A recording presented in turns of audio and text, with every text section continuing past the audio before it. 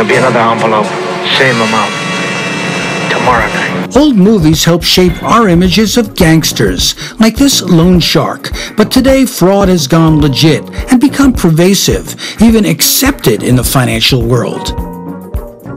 According to an investigation by the Center for Public Integrity, 25 of the sleaziest subprime lenders were backed by the biggest banks in the United States: Citigroup, Wells Fargo, JP Morgan Chase, and Bank of America.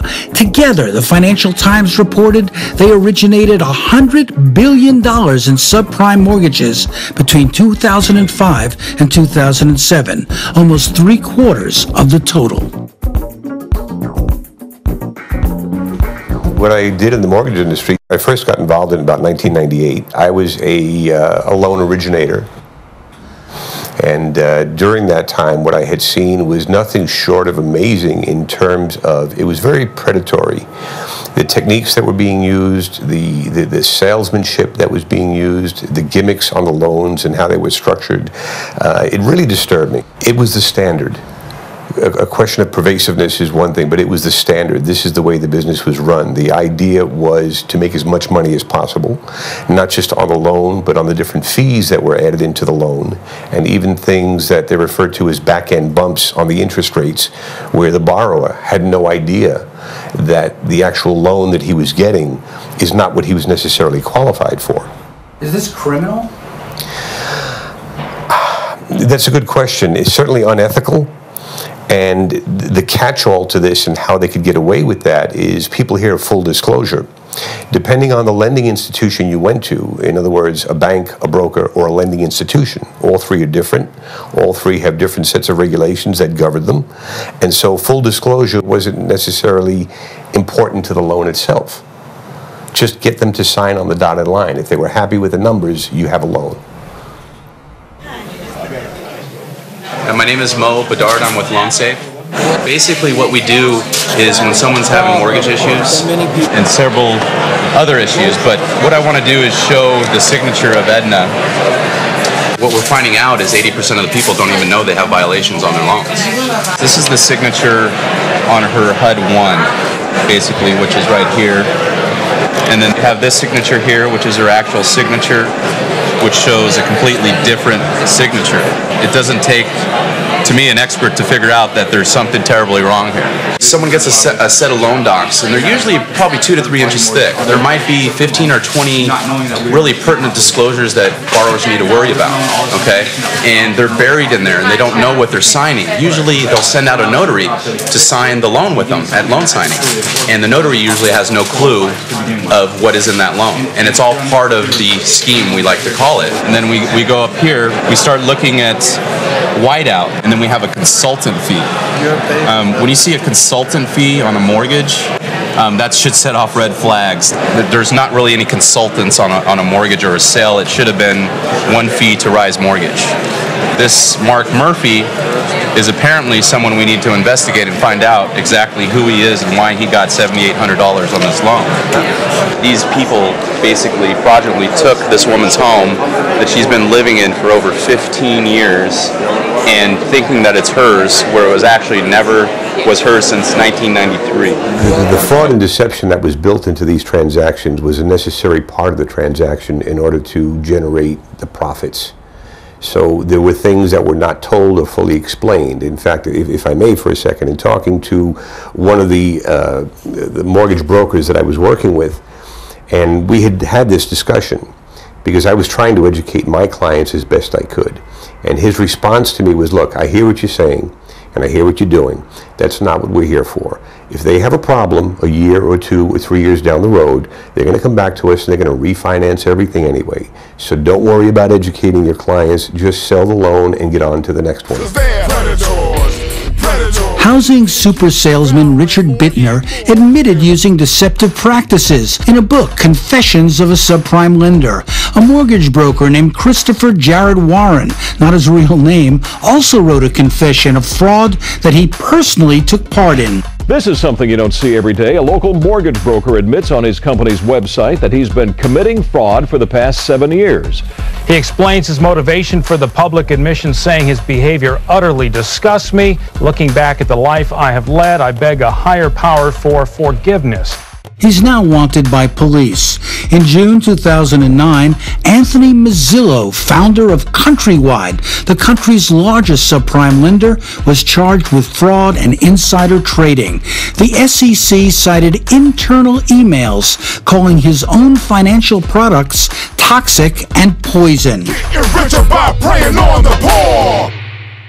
I think what happened was that the gravy train got so fat, no one cared. They figured that this thing would never end. This was a train that had taken off full speed. There was too much money being made by too many people, especially big people in the business. So why kill the golden goose? Let's just let it ride. They thought there would be no end to this whole thing. In just 6 months, 3 of the 5 biggest independent firms on Wall Street have now disappeared. Stocks all around the world are tanking. The Dow spiraling lower, selling that stopped only with the closing bell. A 504-point plunge on the blue chips. A once-in-a-half century, probably once-in-a-century type of event. $17 trillion. That's the estimate of how much money the financial crisis erased from the value of global share markets. It is the end of the world as we know it.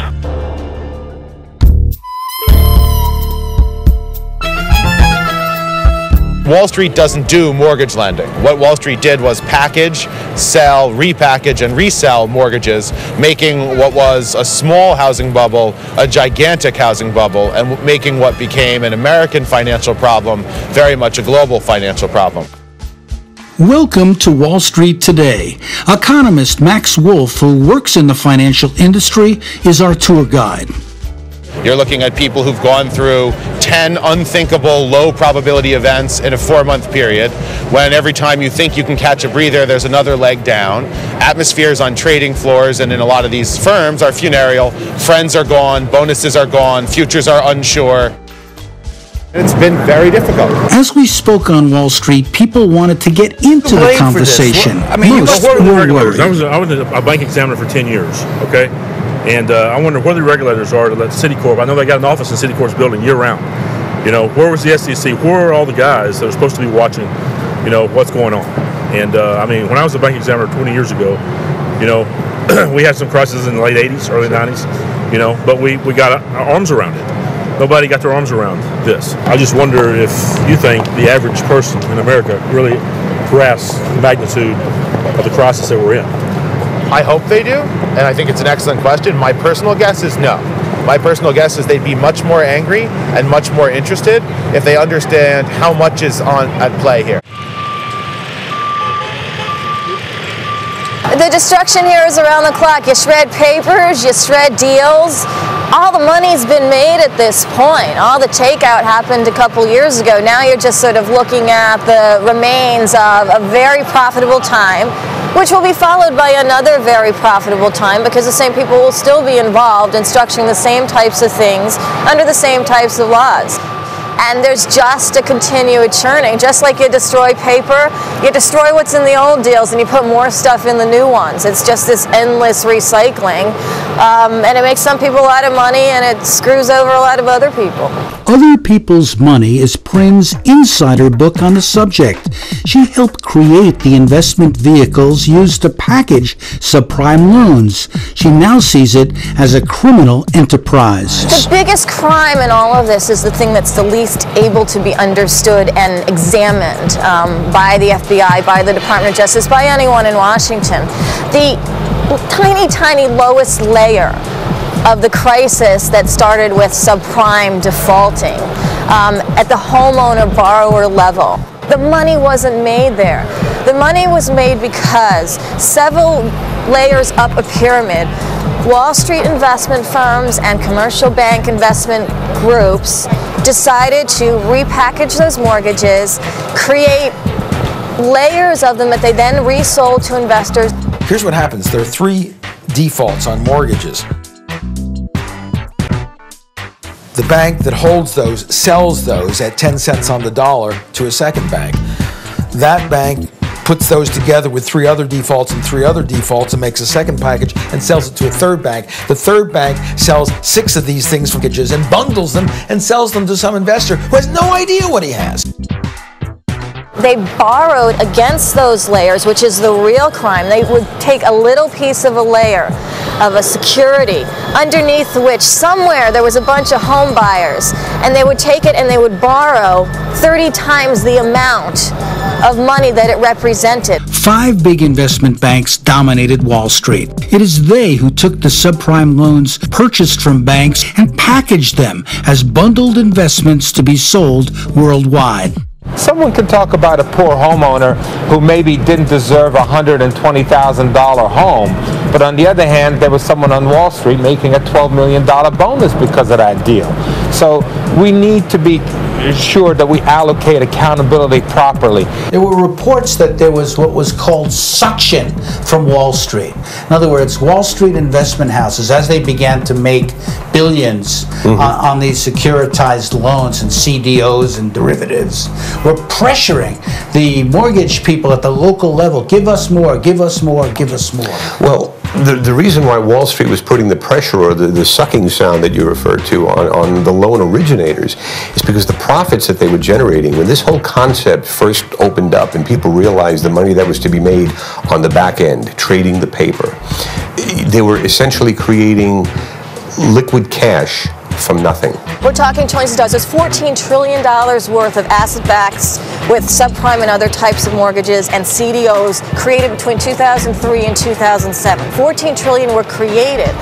On that, investment houses and hedge funds and private equity funds could leverage 30, 40 times. Banks could leverage 15 to 20 times. On average, they could only leverage 13 times, but on certain securities... But that's more than the value of the whole country, of the whole gross domestic product. If you, on average, and this is a very conservative estimate, assume that the average leverage for the $14 trillion worth of asset backs and CDOs was 10 times, which to me is a conservative estimate. That's $140 trillion worth of nothing. If you lose the 14 trillion, the other 140 minus the 14 trillion doesn't exist.